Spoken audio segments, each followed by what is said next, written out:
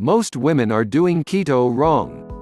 The ketogenic diet, when it is properly formulated, can and should be sustained over the long term. In order to do that, you need to be consuming foods that feed the microbiome, the billions of bacteria that live in your gut, that are inherently healthy for you and are anti-inflammatory. The keto diet, when properly formulated, fulfills all these requirements, but there are common pitfalls most people fall into. The reason why most people fail at keto in the long term is due to the fact that how and what they are eating cannot be sustained very long. Note, this article is 2,773 words. If you want the simple supplementary checklist with weekly recipes on how to lose weight by using your menstrual cycle as a PDF download, get it right here. It's free.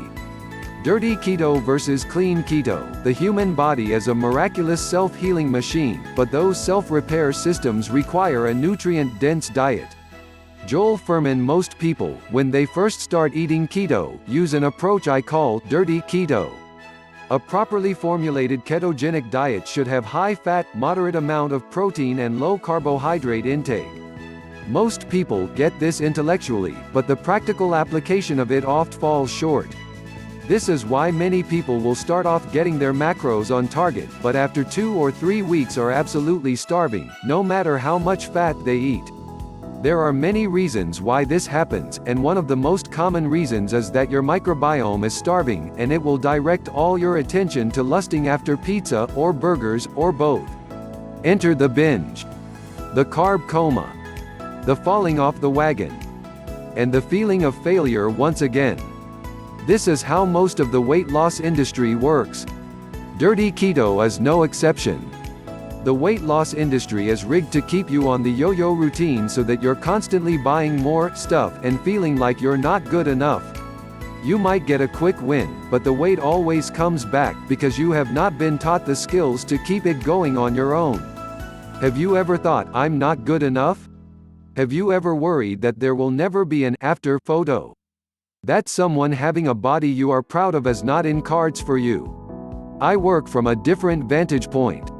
I always start with the premise that your body wants to be healthy, no matter what label you have been given. Essentially, dirty keto is what is commonly available in the market right now. It is when people will eliminate all carbs from their diet, including vegetables, and then proceed to eat equally nutritiously devoid toxic garbage. I may be breaking some hearts here, but you can't just eat bacon, lard, and greasy burgers forever. Dirty keto is a substitution of one bad habit for another. Sure, getting rid of processed carbohydrates is awesome, but substituting it only for bacon, butter and burgers is not. Reducing your carbohydrate load has a direct impact on mortality, but are you really going to eat bacon fat fudge as a snack forever? What are we, 6 years old with no executive brain function? How is this a reasonable long-term solution, or considered healthy by any means? Like I said, play the long game.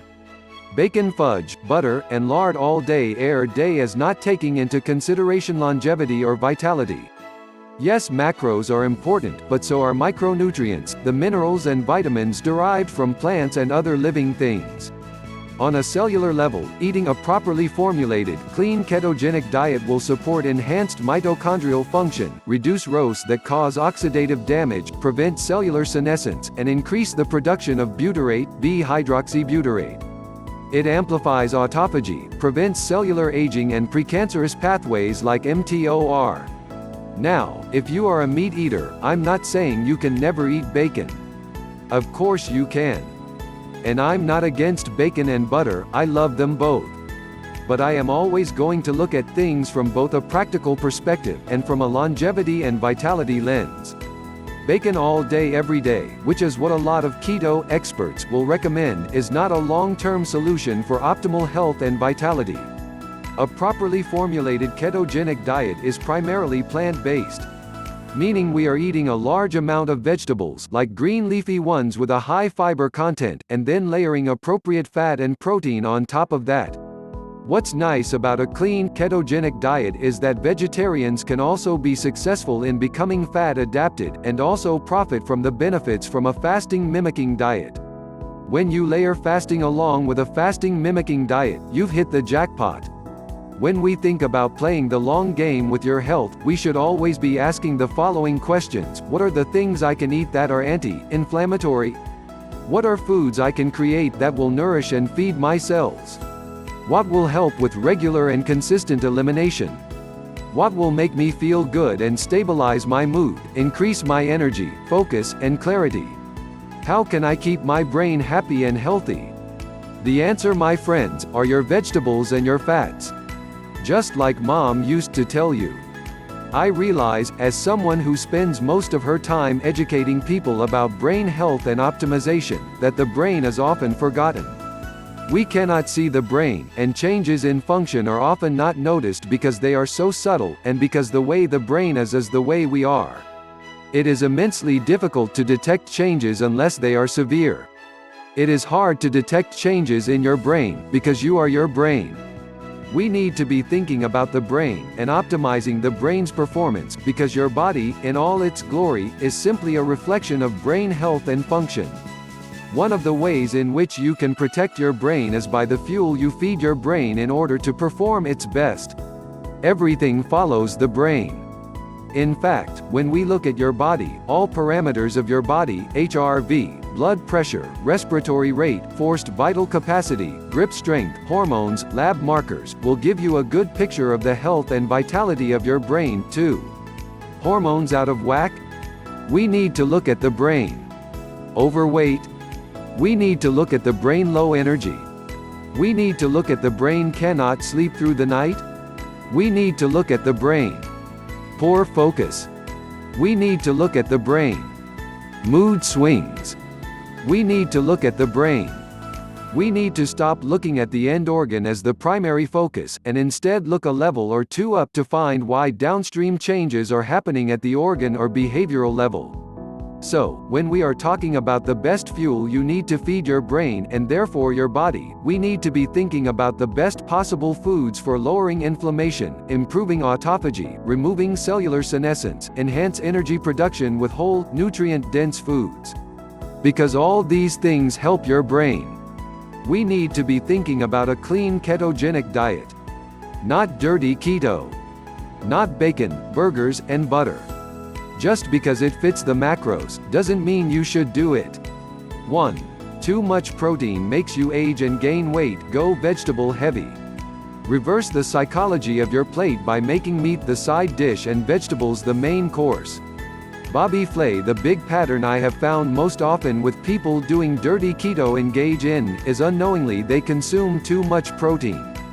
Day over day, week over week, a dirty keto diet will predictably lead to an increase in protein consumption. This is because eating protein, if you are not feeding your microbiome, can feel more satisfying than fat, and with time, you want to eat it more and more. Excess protein consumption is insulinergic, just as carbohydrates are.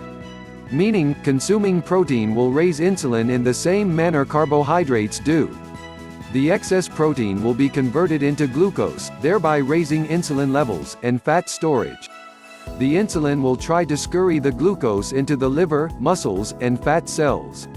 Protein also has the double-edged sword of also activating mTOR, a pathway that is involved in aging, cancer, and brain cell dysregulation.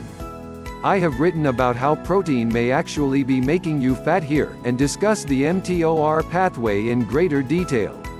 Again, with my longevity glasses on, excess protein consumption is also related to creating more cancer cells. This is from chronic mTOR activation, which leads to increased cell proliferation, cell division, and it inhibits autophagy.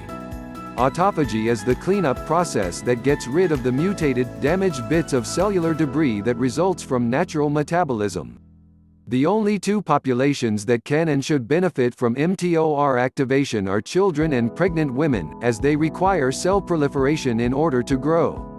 A properly formulated ketogenic diet should be plant-based. Meaning, that the majority of your plate should be green leafy vegetables.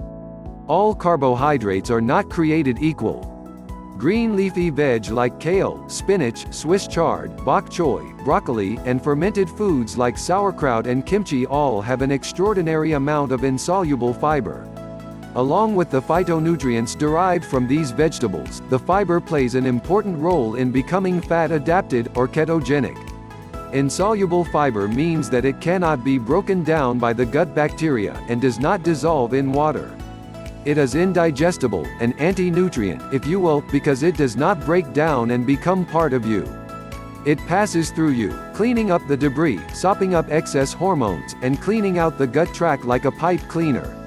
Fiber is also great at retaining a lot of water, thereby making stool bulky and softer. Consuming fiber does not affect blood sugar levels and therefore will have a negligible effect on insulin. Congratulations, you are about halfway through my geeky magic carpet ride. The nerd in me loves and honors the nerd in you. Just a reminder, if you want the simple supplementary checklist with weekly recipes on how to lose weight by using your menstrual cycle as a PDF download, get it right here. It's free. 2. Resistant starches, butyrate and your gut. Oh my! There are receptors to these molecules in your immune system, in your gut and in your heart. So when you say, "I have a gut feeling," or "my heart is sad," or "I am bursting with joy," you're not speaking metaphorically. You're speaking literally.